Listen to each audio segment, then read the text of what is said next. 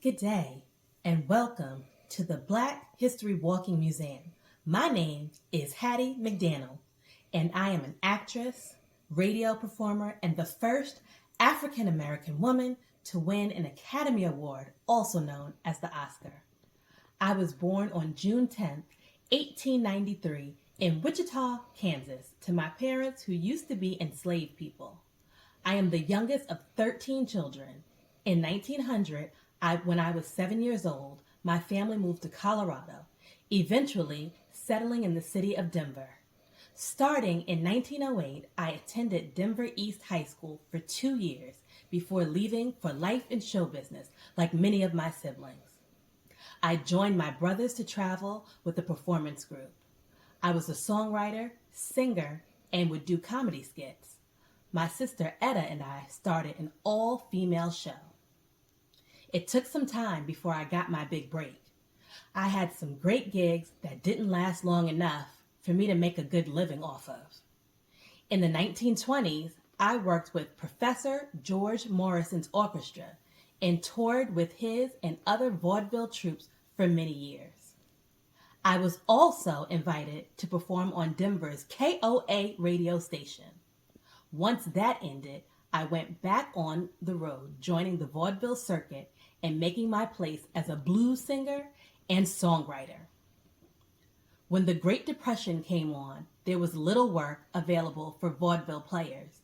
I had to leave the road and take on work as a bathroom attendant at Sam Pick's Club in Milwaukee, Wisconsin, in order to support myself. Now remember, my first love and job before this was a performer. Although this club had strict rules about only allowing white performers, some of its patrons were aware of my vocal or singing talents and asked if he would make an exception.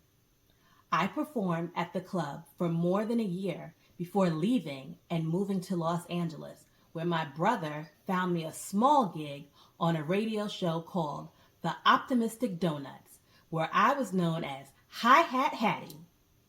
I soon became the main attraction.